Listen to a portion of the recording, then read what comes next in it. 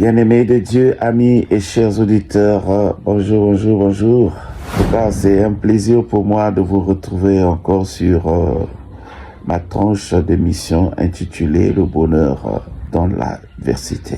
C'est sûr et certain que vous allez très bien.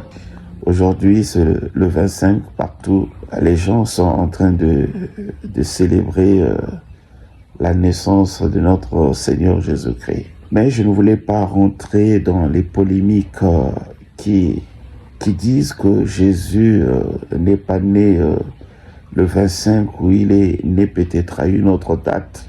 Mais ce qui m'importe, moi, c'est qu'il soit né et le pourquoi de sa venue sur cette terre. Nous avons vu qu'il a vécu parmi nous les hommes et à l'âge de 30 ans, il a commencé sa mission terrestre, à guérir les malades, à vulgariser la parole de Dieu.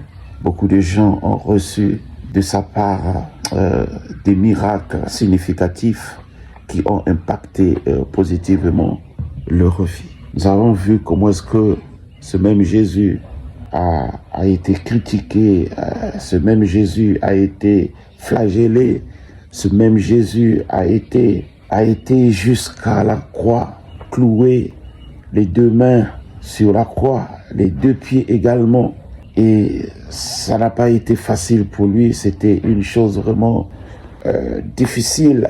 La couronne d'épines sur la tête et le sang qui jaillissait un peu de partout sur son corps témoigne combien son affection était grande pour nous.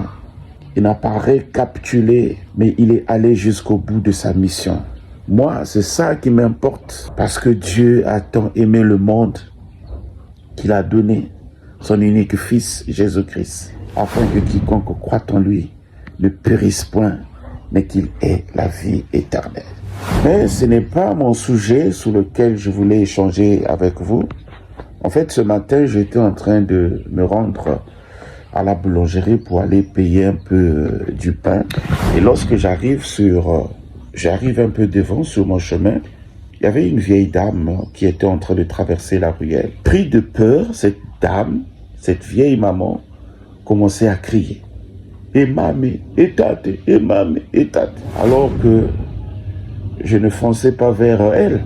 L'idée qui m'était venue dans ma tête, c'était de m'arrêter et de laisser librement cette vieille maman passer pour continuer son chemin. Malheureusement, elle était tellement effrayée à tel point elle ne pouvait plus avancer. Mais j'ai gardé juste mon calme. Je lui ai demandé de passer. Elle est passée et je pouvais poursuivre mon chemin. Mais je me suis fait une leçon, c'est que la peur, c'est un mal qui est en train de gangréner un grand nombre de gens dans notre société. À cause de la peur, les gens ne peuvent pas prendre de décisions courageuses. Les gens manquent également de saisir des opportunités. Et voilà pourquoi, d'ailleurs, j'aimerais en parler ici, afin d'encourager un grand nombre de gens qui vivent un peu dans la peur. Lorsque nous portons un peu nos regards dans la parole de Dieu, notamment dans le livre de Job, chapitre 3, le verset 25, il est écrit que ce que je crains, c'est ce qui m'arrive, et ce que je redoute, c'est ce qui m'atteint. Bien-aimés de Dieu, amis et chers auditeurs, et donc nous pouvons donc comprendre par là, si nous n'arrivons pas à atteindre nos objectifs, du moins certains de nos projets, c'est parce que il y a parfois la peur qui nous domine. Oui, la peur. Et la peur ici devient un obstacle pour notre destinée, un obstacle pour notre succès. C'est pourquoi j'aimerais dire à quelqu'un qui est en train de me suivre que la peur peut avoir un impact significatif sur votre destinée et peut vous empêcher par conséquent de prendre des décisions audacieuses et voire même vous empêcher de saisir des opportunités dans la vie. La peur également peut limiter notre capacité d'agir selon nos valeurs et à vivre pleinement notre foi.